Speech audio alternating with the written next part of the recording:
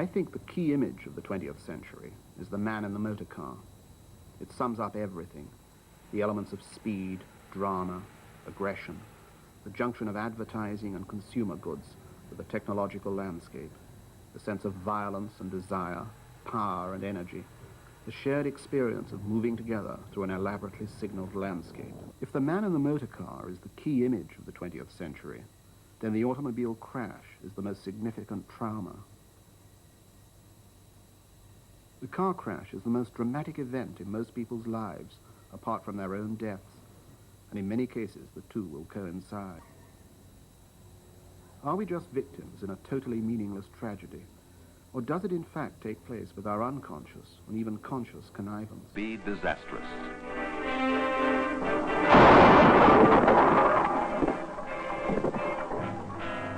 Equally disastrous would be a collision with the pavement if you were thrown out of the car. They were beautifully filmed. They filmed them beautifully because they wanted to know what was happening. They weren't interested in the aesthetics of the thing. These cars were in head-on collisions, right-angle collisions and side swipes, and ploughing into other structures like utility poles. One could see 4 feet of metal suddenly become 1 foot. Filmed in slow motion, these crashes had a beautiful, stylized grace. The power and weight of these cars gave them an immense classical dignity.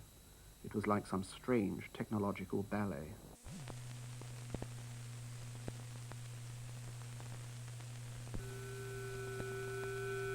Psychopathology. In one of my books, The Atrocity Exhibition, I even make the suggestion that psychopathology should be kept alive as the last reservoir of the human imagination. The crashed car, as everyone who has sort of read my fiction knows, has played a central part in it. I held an exhibition of crashed cars in 1969 as a sort of trial run for my novel Crash, which I published in 1972, which I think is probably my most original and best book. The novel is the record of a sort of mental crash that I had in the mid-60s after the death of my wife. And I think my interest in car crashes, and to some extent in media violence, and the late 60s were saturated with violent imagery. I think all that was an attempt to sort of make sense.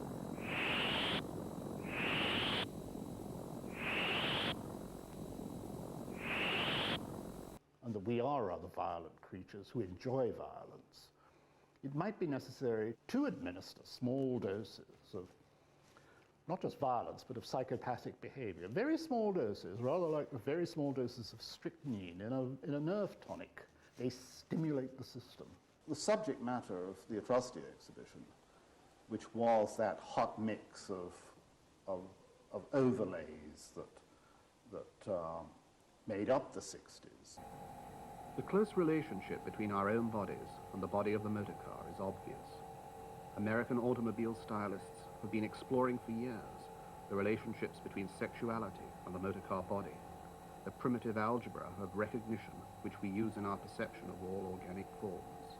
I regard surrealism as really the greatest imaginative adventure of the 20th century. I think the surrealist movement is very misunderstood. People think it's a movement in painting inspired by fantasy, but in fact that's not true. The surrealists were all very interested in science, in optics and photography, and their main inspiration, of course, was psychoanalysis. And I think that combination of science and the imagination is very close to my own writing, and of course it has many affinities with science fiction itself.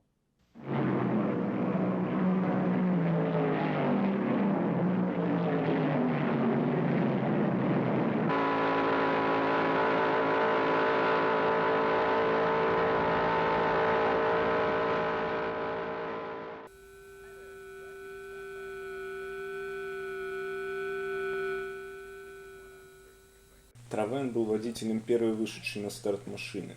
Он взял хороший темп сразу со стартовой черты на пляже Энивотока и уверенно пересек оплавленный песок, ворвавшись в лабиринт из параллелепипедов, где пришлось петлять, избегая препятствий и встречи с другими участниками гонки. Кёстер всегда следовал на позиции позади Травена, неотступно появляясь в тех же местах трассы.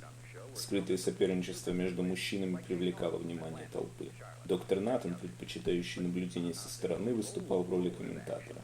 Трасса имени Джона Фитджеральда Кеннеди – одна из самых опасных среди круговых трасс, и с каждым кругом неуловимо меняется, оставляя прежними лишь некоторые элементы. Иногда повороты, а иногда большие рекламные щиты по бокам с изображением пустынного пористого покрытия.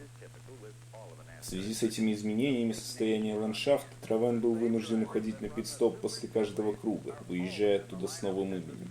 Один или несколько раз по технической ошибке он выходил с обслуживания без имени. Его бригада состояла из 3 неизменных образов, часто приходивших к нему. Травен показывал нестабильное время круга. Расслабленнее и медленнее всего он прошел летний круг. Больше всего же выложился на последнем. Внутреннее пространство трассы также подвергалось непрерывным изменениям. В частности, сменялся приз, ожидавший победителя. От Пантиака к набору фотографий Мэрилин Монро и углу между 2 стенами. Такой абстрактный приз, кажется, устраивал всех участников гонки. Травен, обладавший опытом пилотирования, имел явные преимущества и выиграл, выйдя на своем автомобиле за грань человеческой скорости. Из рук Карен Новотны он получил статуэтку верхней части двери, а также терновый венец. Гонка вызвала самые ожесточенные споры ценителей автоспорта. Многим зрелище показалось провокационным. Некоторые из присутствовавших на трибунах также признались в непроизвольной эякуляции при виде гоночных болидов. В многочисленных интервью проектировщик трассы отмечал заметное влияние сюрреалистов, в частности Дали и Эрнста. Опыт строительства трассы и некоторые ее ключевые элементы впоследствии были использованы автором при построении прямолинейной автострады.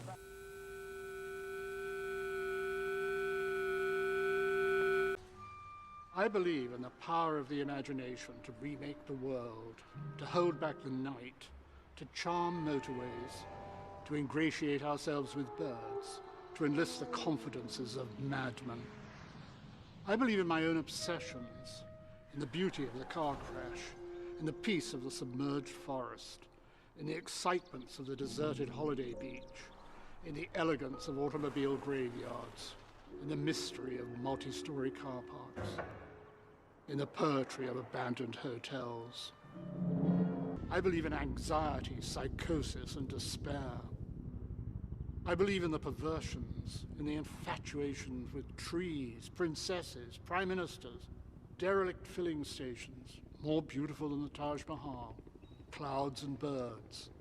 I believe in the death of the emotions and the triumph of the imagination. I believe all excuses. I believe all reasons. I believe all hallucinations. I believe all anger.